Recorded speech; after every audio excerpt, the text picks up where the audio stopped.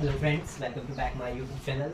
I am Arav standing in front of you and a grand welcome in All Rounder YouTube channel. So today's our topic is class 10th maths chapter real number exercise 1.1 question answers. So let's start with question number 1. What is your question number 1? So question number 1 is express each of the following as a product of its prime factors. So हमें हर एक जो भी हमें question दिया है, जो भी number दिया है, उसे हमें एक्सप्रेस करना है उसके प्राइम फैक्टर्स में. इट मीन्स हमें प्राइम फैक्टराइजेशन करके उसको प्राइम फैक्टर्स में लिखना है. तो फॉर एग्जांपल आपके पास फर्स्ट पार्ट में लिखा है 140 140. सो 140 की प्राइम फैक्टराइजेशन करेंगे जैसे हम छोटी क्लासेस में एलसीएम करते थे, लाइक दैट. सो 140. सो 140 मैंने लिखा तो 2 से डिविजिबल है, 2 7 14 0. 2 से अगेन किया 35, 5 7 35 एंड 7 1 7. सो मैं 140 को लिख सकता हूँ 2 into 2 into 5 into 7, right. And अब मैं इसी सेम चीज को ऐसे भी लिख सकता हूँ 2 की पावर 2 स्क्वायर इंटू 5 इंटू 7. तो ये आपकी इसकी प्राइम फैक्टर्स फॉर्म कन्वर्ट हो गई. सिमिलरली आप 156 की जब करेंगे तो आपके पास जो ये आप खुद कीजिएगा, आपके ट्राई हो जाएगी और जो आपका आंसर आएगा वो आपको पता चल जाएगा. और जो इसका राइट आंसर है वो क्या आएगा, वो आएगा 2 2 से 4 एंड 13 से करना पड़ेगा एंड आफ्टर दैट किससे करेंगे. अगर आप इन्हें मल्टीप्लाई करेंगे तो वही नंबर बन जाएगा, जैसे 156 है तो 13 से करेंगे एंड 3 से करेंगे तो हमें ये नंबर जो है 156 ये अपीयर हो जाएगा. तो आपको ऐसे निकालना है और इसे आप लिख सकते हैं 2 स्क्वायर इंटू 3 इंटू 13. यहां से जो आपका क्वेश्चन नंबर 4 है that is very very important again and again. And उससे पहले हम क्वेश्चन नंबर 3 कर लेते हैं. तो क्वेश्चन नंबर 3 जो है वो भी सेम ही मैनर में होगा. हमारे पास क्वेश्चन दिया गया है 3825. तो जब हम 3825 की प्राइम फैक्टराइजेशन करेंगे तो देखते हैं हमारे पास क्या रिजल्ट आता है. तो लेट्स स्टार्ट. 3825 सॉरी. सो 3825 को जब हम करेंगे तो कैसे करेंगे. सबसे पहले तो डिविजिबिलिटी रूल देखिए. जब भी आपके लास्ट पे वंस प्लेस पे 0 2 4 6 8 अपीयर होता है तो हम 2 से डिविजिबल करते हैं. उसके बाद हम देखते हैं 3 के लिए. तो 3 के लिए we will sum these all the numbers and after that see that it will be multiple of 3 और not. So 8 to 10 10 and 5 15 16 17 18. So 3 से ये डिविजिबल हो जाएगा. 3 1 3 3 2 6 3 7 21 and 3 5 15. Again 7 5 12 13 14 15. So sum is 15 and 15 is a multiple of 3. So 3 4s are 12, 3 2s are 6 and 3 5s are 15. And उसके बाद हम 5 से कर देंगे क्योंकि हमें पता है जब भी कोई भी नंबर से यहाँ पे 425 आया है 5 आया है तो जब भी वंस प्लेस पे 0 या 5 होता है तो that number is divisible by 5. So 5 8s are 40, 5 5s are 25. Again 5 से 5 1s are 5, 5 7s are 35 and 17 is divisible by itself. So its prime factorization is 3 into 3 into 5 into 5 into 7. So आप इन्हें बहुत ही easy तरीके से इन questions को कर सकते हैं जैसे हमने अभी किए कुछ क्वेश्चंस. और इसी को भी आप सिमिलरली फॉर्मेट में जब लिखेंगे तो 3 into 3 को हम 3 स्क्वायर इंटू करके लिख सकते हैं एक स्टैंडर्ड रिजल्ट के तौर पर. उसके बाद आपका अगला क्वेश्चन है 7492 7429. तो जब आप इसकी प्राइम फैक्टराइजेशन करेंगे तब भी ऐसे ही होगी. डिविजिबिलिटी रूल्स अगर आपको आते हैं और उसके बाद आपका 505. सो इन क्वेश्चंस में आपको डिविजिबल करना पड़ेगा प्राइम फैक्टराइजेशन से. तो जैसे हम 7429 का करते हैं.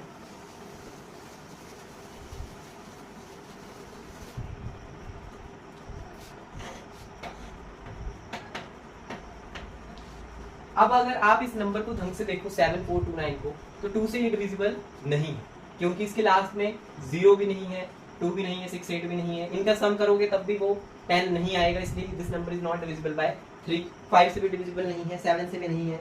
तो अगर आप ऐसे देखते रहेंगे इस नंबर को तो आपको जाके पता चलेगा कि इट इज डिविजिबल बाय 17। तो 17 से जब आप करेंगे तो ये आएगा 4 3 एंड देन 7, तब जाके आपको पता चलेगा कि 17 से डिविजिबल था। एंड 17 से जब हम इसे डिवाइड करेंगे तो हमारे पास 4 3 7 आंसर आएगा। और 4 3 7 जो आंसर आएगा, इसे भी जब आप देखेंगे तो ये भी आपका जो है वो 17 से भी नहीं जाएगा, 18 से भी नहीं जाएगा, एंड देन जाएगा 19 से। तो 19 से जब करेंगे तो ये आ जाएगा 23, और 23 एक प्राइम नंबर है, तो 23 इटसेल्फ ही डिविजिबल होगा। तो इसका जो आंसर आएगा वो आएगा 17 into 19 into 23। It is a very very important for your exams, because ऐसे ही क्वेश्चन सीबीएसई ढूंढता है जिन क्वेश्चंस में आपको बहुत ज्यादा ट्रबल हो। अगर आप इन्हें रूल से भी ढूंढने जाएंगे तो आपका बहुत ज्यादा टाइम वेस्ट होगा, इसलिए ऐसे क्वेश्चंस जो हैं उनकी आपको एग्जाम में जाने से पहले या टेस्ट में जाने से पहले अच्छे से प्रैक्टिस करनी चाहिए। इसके बाद हमारा लास्ट क्वेश्चन है 5005। सो इसकी प्राइम फैक्टराइजेशन करेंगे। तो इसकी जब आप प्राइम फैक्टराइजेशन करेंगे 5005 की, सो पता चल रहा है लास्ट में 5 है, तो सबसे पहले 5 से कर देते हैं। कुछ बच्चे बोल देंगे इस 5 से कर देते हैं, हो तो रहा है तो कर दो 5 से। 5 से कर दिया तो आ जाएगा 7 से जाएगा, क्योंकि 2 से नहीं जाएगा, 3 से नहीं जाएगा, 5 से नहीं जाएगा, तो 7 से डिविजिबल हो रहा है। तो 7 1 7, 7 4 28 एंड 7 3 21। तो इट इज अ 143। अब 143 को अगर आप ढंग से देखो तो ये डिविजिबल होगा आपका 11 से। 11 1 11 एंड 3 कैरी, तो 11 3 33 and 13 is again prime number, so 13 is divisible by itself.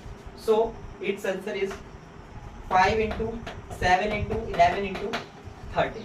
So we will complete our question number 1 and it all parts. So now move on to your question number 2.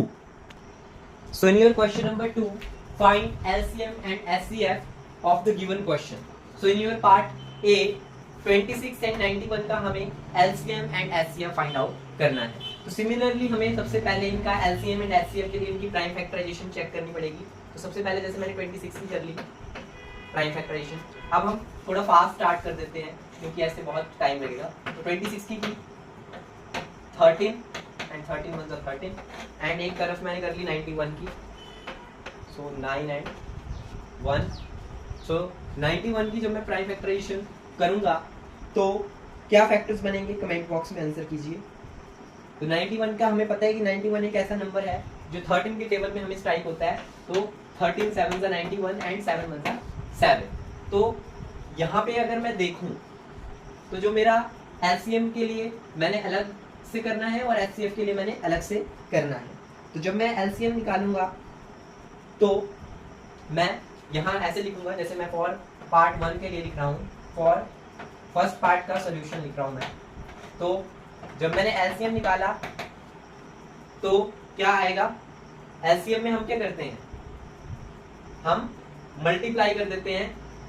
तो जैसे 26 था, 26 में क्या थे हमारे factors, 26 में थे 2 इंटू 13 और दूसरे 91 में क्या थे, 91 में थे 13 इंटू 7। सो हम क्या करेंगे, ये लोएस्ट कॉमन मल्टीपल में हम हाईएस्ट लेते हैं और हाईएस्ट कॉमन फैक्टर में हम लोएस्ट लेते हैं। तो अगर हम ध्यान से देखें तो इसके लिए हमें क्या करना पड़ेगा, इसके लिए हम जब लिखेंगे एलसीएम तो यहाँ पे भी डिग्री 1 है, यहाँ पे भी डिग्री 1 है और यहाँ पे भी डिग्री 1 है। तो इसका एलसीएम आएगा 2 इंटू 7 इंटू 13। तो 13 7 से 91 हो जाएगा, 91 इंटू 2 जो है वो 18 हो जाएगा। और जब आप इसी में ही एचसीएफ निकालेंगे तो क्या करना पड़ेगा, फॉर एचसीएफ। जब आप इसमें एचसीएफ निकालेंगे तो जैसे यहीं पे समझा देता हूँ, 26 और 91 की प्राइम फैक्टराइजेशन अगेन आपको ऐसे ही लिखनी पड़ेगी एंड उसमें आपको लो हाईएस्ट डिग्री देखनी है। तो जब आप हाईएस्ट डिग्री भी देखनी है और कॉमन भी देखनी है, तो यहाँ पे 13 इज कॉमन, जिसका पेयर है वो बन जाए। सो इसका एचसीएफ क्या आएगा, इसका एचसीएफ आएगा 13 और एलसीएम आएगा 182. सो ये आपका फर्स्ट पार्ट हो गया and second part you have to done similarly and we are move on to our next question, question number 3. So your question number 3 is find the LCM and HCF of the following pairs, and pairs are given you here. So our first pair is 12, 15 and 21. So first of all we have to do some rough work and calculate the prime factorization of these numbers. So 12 prime factorization 12 की आएगी आपके पास 2 to the 4 and 4 to the 12. 15 की prime factorisation जब करोगे तो 3 into 5 and 21 की prime factorisation जब करोगे तो आ जाएगी 7 into 3. इसी प्राइम फैक्टराइजेशन को आप ऐसे भी लिख सकते हैं, जो लास्ट वाली है वो है तो एज इट इज ही आएगी, फर्स्ट वाली आ सकती है 2 square into 4. अब आपको जब एलसीएम निकालना है for LCM and for HCF, आपसे दो ही चीजें पूछेंगे, एक एलसीएम और एक आपका एचसीएफ. जो आपसे एलसीएम पूछा है तो इसका मतलब है लोएस्ट कॉमन मल्टीपल, मतलब उल्टा, लोएस्ट की मतलब डिग्री हाई, तो हाई डिग्री वाला लिया जाएगा. तो हाई डिग्री वाला आपने लेना है, राइट.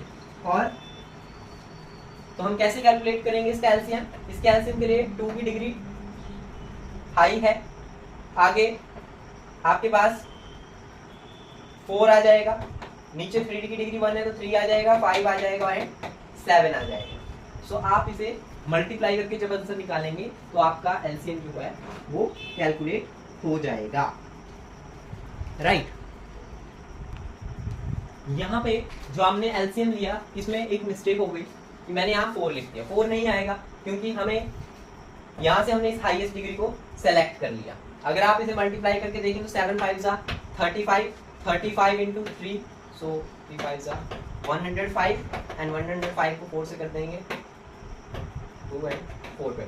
तो इसका एलसीएम जो आएगा वो आएगा 420 एंड एचसीएफ कैलकुलेट करना है जब इसका, तो कैसे करेंगे जब आप इसका एचसीएफ कैलकुलेट करेंगे तो आपको मैंने अभी बताया था कि आपको वो पावर देखनी है जो बहुत कम है.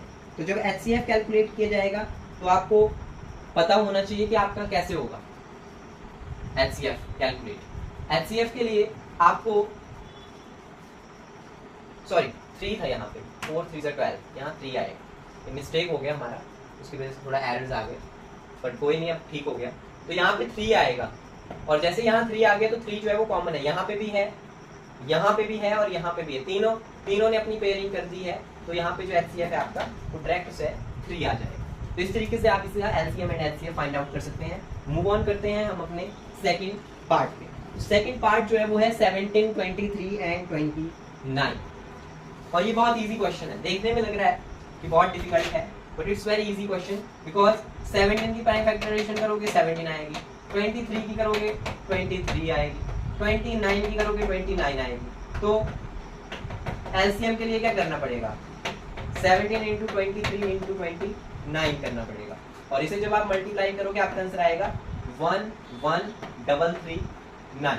एंड अब कोई बच्चा सोचे कि इसमें तो कॉमन कुछ है ही नहीं. क्यों नहीं है कॉमन? अगर आप इसे into 1 लिख दो तो 1 इज कॉमन. सो इट मतलब कि अगर आपके किसी नंबर में जो एचसीएफ है दोनों पेयर्स में वो नहीं है तो वहाँ पे एचसीएफ जो है वो हमेशा 1 रहता है, इट नेवर बी 0.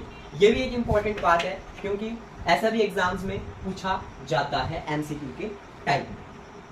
तो हमारा सेकंड पार्ट भी कंप्लीट हो गया एंड सिमिलरली आप इसी टाइप से और भी पार्ट्स इसके कर सकते हैं. आई होप कि इतना प्रैक्टिस काफ़ी है इन क्वेश्चंस का. एंड अब हम नेक्स्ट क्वेश्चंस करेंगे. सो क्वेश्चन नंबर 3 भी हमारा कंप्लीट हो गया जो सेकंड से ही मिलता जुलता था. एंड अब हमारा क्वेश्चन नंबर 4 स्टार्ट हो गया.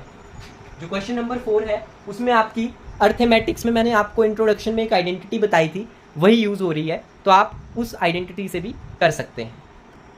सो आपको यहाँ पे वो थ्योरम में जो आपको एक की पॉइंट बताया था वो यूज़ करना पड़ेगा, जिसके बिना ये क्वेश्चन नहीं हो पाएगा. तो अगर आपने इंट्रोडक्शन वाली वीडियो नहीं देखी है तो आप विजिट कर सकते हैं इंट्रोडक्शन पे, जो वीडियो अभी डाली गई है कुछ देर पहले. तो इसमें आपको करना क्या है, इसमें लिखा है कि given that 306,567 = 9 and find LCM of 306 and 657.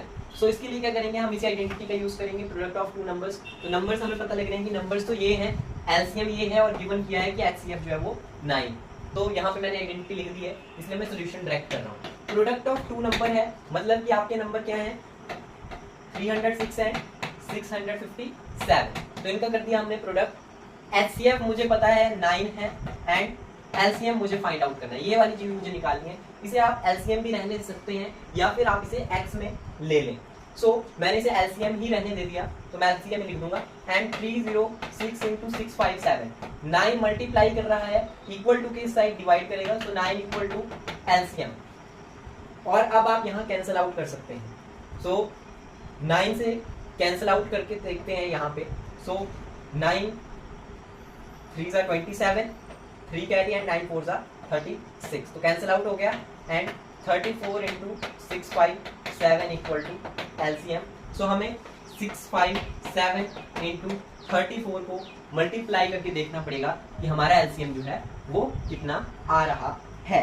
तो जब आप 34 को 657 से मल्टीप्लाई करेंगे तो आपके पास आंसर आएगा 22338 equal to LCM. So it's your final answer of this question. So we have also complete this question number 4, and it is also very important one question of your exercise. And you exercise में एक ही question है, but आप examples या NCERT example से थोड़े और इसी type के जो same questions हैं उनकी practice कर सकते हैं। And now we are moving to question number 5. So in our question number 5, check whether 6n can end with 0 digit for any natural number n। तो हमें चेक करना है कि 6n जो है वो क्या एंड हो सकता है with digit 0 for any natural number. तो अगर मैं 6n को ओपन करके लिखूं मल्टीपल फॉर्म में, तो मैं लिख सकता हूं, कैसे लिख सकता हूं मैं लिख सकता हूं 2 into 3 power n, right. And इसी को मैं लिख सकता हूं 2n इंटू 3n। अब हमारे पास एक कंडीशन है कि अगर कोई भी नंबर मुझे डिजिट करना है and with 0, so that number will be and with 2 and 5। But in this case यहाँ पे जो नंबर है उसमें 2 तो मेरा फैक्टर आ गया, लेकिन मेरे पास 5 नहीं है। तो मेरे को ये कंडीशन ऐसे थोड़ा लिखना पड़ेगा लाइन कि for any number two and with 0 it must and with 2 and 5। But in this case जो फैक्टर मिसिंग है 2 है, 5 नहीं है, सो 5 is missing, therefore 6n never end with 0. Then it means that 6n is never end with 0. Questions इसमें बहुत से हैं, 5n 15n है, 4n है, 20 पार n भी है। So आप देख सकते हैं 4n का भी जो होगा वो उसमें भी फैक्टर जब आप देखेंगे 2 इंटू 2 करेंगे तो 5 नहीं होगा, 15n भी करेंगे तो उसमें भी फैक्टर जो होगा वो नहीं होगा।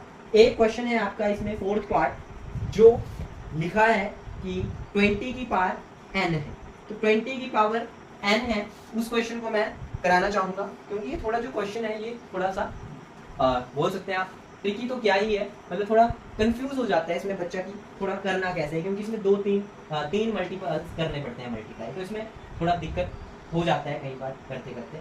सो इसे हम करते देखते हैं। सो मान लीजिए मुझे 20 n के लिए करना होता, तो मैं इसको लिखता 2 into 2 into 5 whole power n। अब इसे मैं आगे लिख सकता हूँ 2 का स्क्वायर, इसकी पावर n एंड 5 की power n। So in this case 2 and 5, so for any number two and with 0 it must and with 2 and 5। In this case कुछ मिसिंग नहीं है, तो हम लिख सकते हैं 2 and 5 is present, therefore the number 20 power n is end with 0. So ये बहुत ही easy question है, इसमें कोई गलती नहीं होनी चाहिए। And now we are moving to our question number 6. So question number 6 start करते हैं। So in this question explain why 7 into 11 into 13 plus 13